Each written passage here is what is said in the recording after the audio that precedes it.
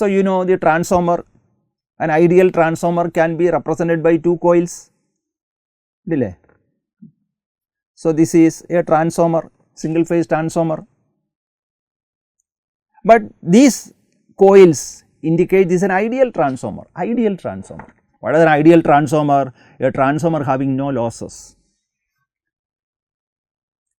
Abam, a transformer in which there are no copper losses, there are no iron losses, a transformer which is 100% efficient, they are called ideal transformers. An ideal transformer can be represented like this. But a practical transformer is different from an ideal transformer, because transformers are made using a magnetic core and windings are wound over the core. So, when I wind a coil, that coil will have internal resistance. When I am going to use a core, there will be magnetic leakage and there will be core losses. So, these are the non-idealness. That means, a coil will have internal resistance. Similarly, there will be magnetic leakage, there will be magnetic losses, etc. So, that means, this model you have to change it. This model I can convert like this.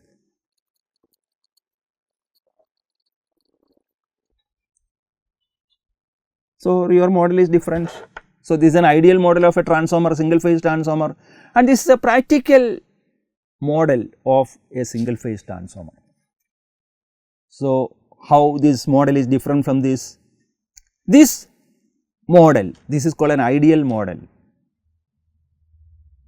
indicates that it is 100% efficient. There are no copper losses, there are no iron losses, there is no magnetic leakage. But this circuit, what we are doing is, we are adding to an ideal winding. So, this is an ideal transformer. Here I am adding the imperfections. This is an ideal transformer where imperfections are added. So, these imperfections can be represented by a coil in series with a resistor, a coil in parallel with a resistor in the primary side. Similarly, in the secondary side, a resistor in series with a coil. That means, your meaning of this network is different from this. Here there are no losses, here there are losses. What are the losses in a transformer? Your winding will have an internal resistance, you call it as primary resistance, there will be secondary resistance. Similarly, there will be leakage. So, it is represented like this, Jx1, primary leakage, secondary leakage, Jx2. So, there will be core losses, that means there will be RC, there will be magnetic, there will be the magnetizing current. So, this can be represented by Jxm.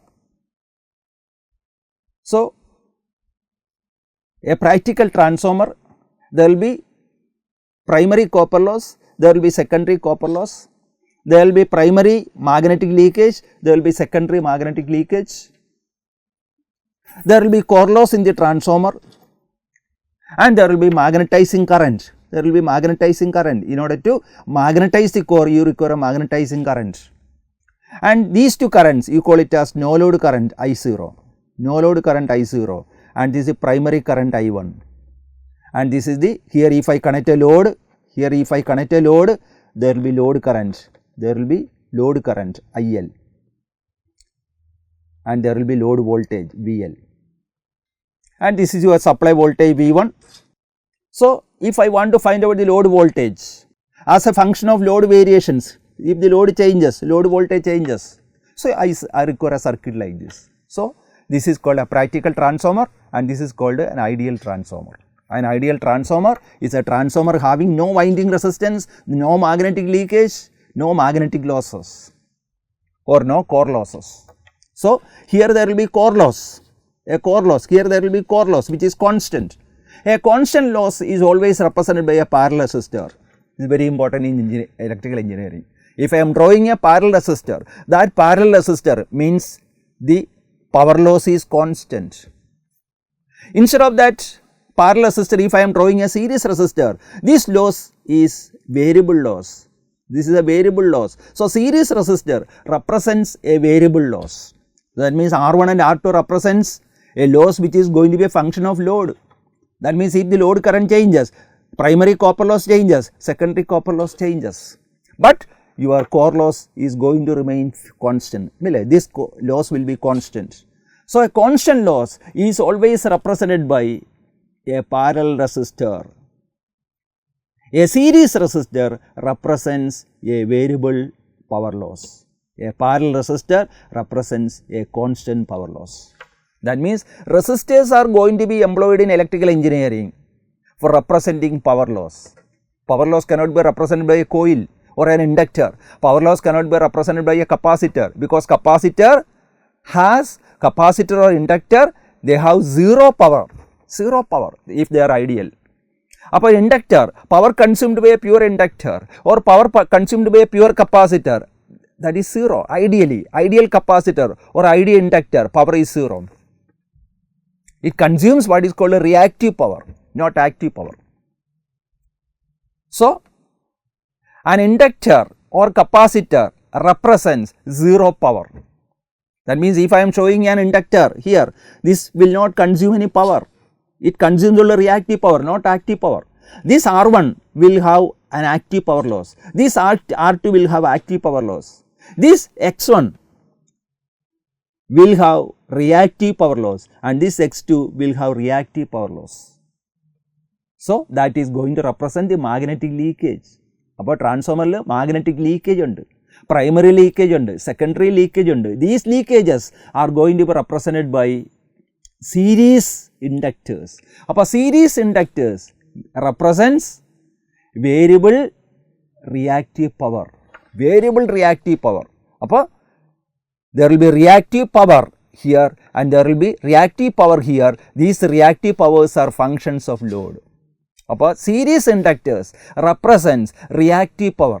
Series resistors represents what is called variable active power. അപ്പോൾ variable active power represented by a series resistor. Variable active power is represented by a series resistor. Variable reactive power is represented by a series inductor. അപ്പോൾ series inductor represents variable reactive power. Series resistor represents variable active power. Similarly, a parallel resistor represents a constant active power loss. A parallel inductor represents a constant reactive power. അപ്പം ഇവിടെ ഒരു constant reactive power loss ഉണ്ട്, ഇവിടെ ഒരു variable reactive power loss ഉണ്ട്, ഇവിടെ ഒരു variable reactive power loss ഉണ്ട്, ഇവിടെ ഒരു വേരിയബിൾ active power loss ഉണ്ട്, ഇവിടെ ഒരു വേരിയബിൾ ആക്റ്റീവ് പവർ ലോസ് ഉണ്ട്. So, that means once I have this circuit, you have, or you can analyze this network, you can find out the efficiency of the circuit. അപ്പോൾ efficiency calculations requires a practical representation of a transformer. അപ്പോൾ transformer can be represented as an ideal one or a practical one. അപ്പോൾ ഒരു practical transformer എന്ന് പറഞ്ഞാൽ ideal ട്രാൻസ്ഫോമറിൻ്റെ കൂടെ various components are added. So, this is called equivalent circuit. That means when you see a transformer, you require this representation if you are interested in finding the efficiency, or if you are interested in finding the load performance. So, if I want load performance of a transformer or efficiency of a transformer, I require a circuit like this. So, this is called equivalent circuit.